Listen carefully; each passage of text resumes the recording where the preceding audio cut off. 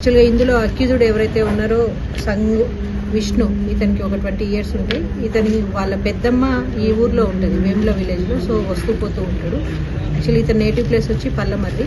ఇట్లా వస్తూ వెళ్తున్న క్రమంలో ఎవరైతే మనకి ఇప్పుడు విక్టిమ్ డిసీజ్డ్ లేడీ ఉందో ఆ అమ్మాయి పరిచయం కావడం జరిగింది. ఇద్దరు ఫోన్ నెంబర్స్ ఇచ్చిపుచ్చుకొని ఇద్దరు పరిచయం పెంచుకొని ఉన్నారు.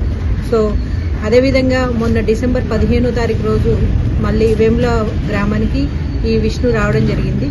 ఈ అమ్మాయికి ఫోన్ చేసి రైతు వేదిక దగ్గరికి రమ్మని పిలవగా అమ్మాయి వెళ్ళింది. అక్కడ మాట్లాడుకుంటూ ఈ అమ్మాయి మీద బలాత్కారం చేయడం జరిగింది.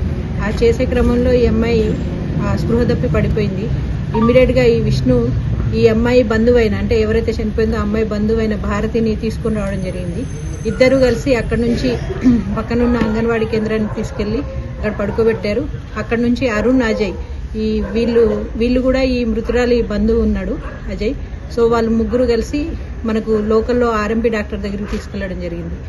అక్కడ నుంచి అక్కడ పల్స్ లేదు అనేసి ఆర్ఎంపీ డాక్టర్ హాస్పిటల్కి తీసుకెళ్లమని చెప్పగా ఇమ్మీడియట్గా ఆ 108లో వీళ్ళు షిఫ్ట్ చేసిన తర్వాత 108 సిబ్బంది ఆ జానంపేట దగ్గరికి తీసుకెళ్లేసరికి ఈ అమ్మాయి ప్రాణం పోయింది అనేసి చెప్పడం జరిగింది.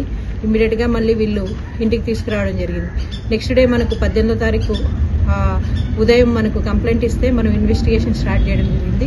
మనము కంప్లీట్గా క్లూస్ టీమ్ని, డాగ్ స్క్వాడ్ని అన్నిటిని కూడా వినియోగించుకొని, టెక్నికల్ ఎవిడెన్స్ని కూడా వినియోగించుకొని మనం ఈరోజు ఈ విష్ణుని మనం అరెస్ట్ చేయడం జరిగింది.